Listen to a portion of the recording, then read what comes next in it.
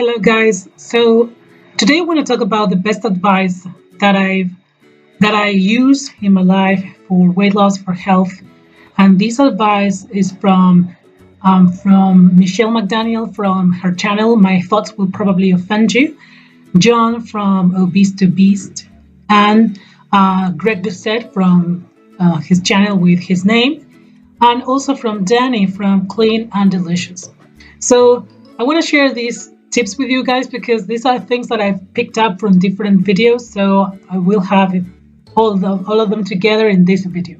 So first of all, I want to start with Michelle McDaniel. She's very funny. She was overweight and she dealt with binge eating disorder. So she have recovered from that, and she gives also great tips for anyone who's dealing with that. She also has PCOS, and she managed to lose weight. So what she says is that, because apparently I understand that when you have PCOS, losing weight can be more difficult. So what she says is that if you can't lose weight for any different reason, you need to try something different. You need to try harder. What she says is that if you eat in a calorie deficit for 6 months and you don't see any changes, then you might consult a doctor, because you might have some issues that don't let you lose weight, right? So, but she says that, I love this phrase. So if you can't lose weight, you have to try something different, try something harder, and this is something that I'm actually applying in my life. And then I'm going to talk about Greg. Greg is also someone who is, I think he's a personal trainer, as Michelle, also like Michelle, and then he's also, I think, physical education teacher. He worked as a physical education teacher, so he always talks about eating in a calorie deficit. That's key. I would say that that's probably key for most people. Maybe some percentage have some problems with that, but he always talks about exercise. And this is something that I really appreciate about him. He says that there was this woman who is a millionaire. I don't know who she is, but she's on YouTube, and she wanted to lose weight, and she said, "Oh, today she had a treadmill in her house, which is something that many people can't afford. I can't afford a treadmill right now." So she said, "Oh, I can't be bothered to walk on the treadmill."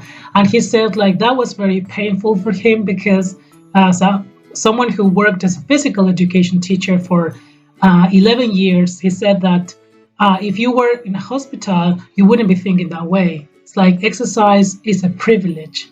And I agree. I totally agree. Those words really, really like hit me hit home, because I agree. I agree. Like, I am someone who likes exercise, but sometimes I don't really feel like doing anything. But I agree totally with him. Absolutely. 100%. And he also gives some great tips about volume eating if you are struggling with feeling full, which is something that is going to probably, if you go for volume eating, and especially for popcorn, that's something that I've been applying. Like he always talks about popcorn, salted, air popped popcorn. And I am actually, I tried to do it. I made it with with a pot that is very thick, because we don't have the microwavable popcorn that he buys in Canada. But I think I'm gonna buy an air popper, I don't know how to say that, a popcorn maker that is with air, right? And I agree. That's popcorn can be very filling, and maybe for 200 calories, you get to have a lot of volume actually. So I totally agree with that. With his, he always talks about this, that you need to do, of course, something that is sustainable for you, because if you are, really, really struggling with your diet, by diet I mean with what you eat in order to lose weight, then it's not going to be sustainable. So you need to do something that is sustainable and try to keep full. Try to keep yourself full with these low calorie, large volume foods. So another person that I want to talk about is John. Now, John he is from this, I think from this list of 4 people, he was morbidly obese. He has lost a lot of weight. Really, really super, super commendable. I mean, what he has done, because he probably dealt with addictions. I think he was addicted to sodas, to fizzy drinks. So he gives also amazing advice. The best advice that he has given, or that I've watched many of his videos. He has older videos about weight loss. So one of his best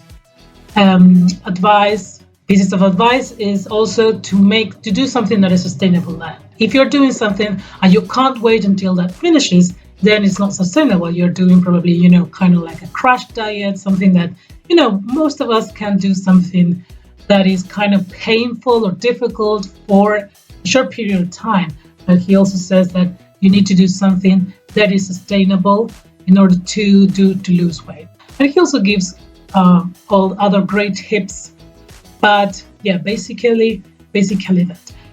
Another person that I want to talk about is Danny from Clean and Delicious. She has a video and she talks about starting. You need to start now. She says that at some point you need to take action. That if you say, okay, so you say, I'll start on Monday. That Monday won't get easier just because it's Monday. You need to start as soon as you can. She also talks about why we quit, right? Because, we quit because something is difficult, it's challenging. But if something is challenging and difficult, maybe we can, try to find something that will make it not as challenging, right? Try to see how we can kind of like deal with that, right? So that we can keep on working on our goals. And she also gives great advice and many great recipes as well. So these are the 4 health influencers. Maybe, I don't know if they want to be called influencers, but they are great influences for me and for many people. And I'm going to be linking their channels in case you don't know them in the description box. I hope you like the video. If you have any advice, you can leave it in the comments. And another thing that I want to say, this is a random comment that I once read in one random video. You don't have to wait until you're ready. You do the thing and that makes you ready, right? You're waiting for the perfect time. Well, sometimes, there might be a perfect time for some situations. But in this case, I think that it's just a matter of starting and thinking about the next day. Think about tomorrow. Tomorrow is a new day, untouched.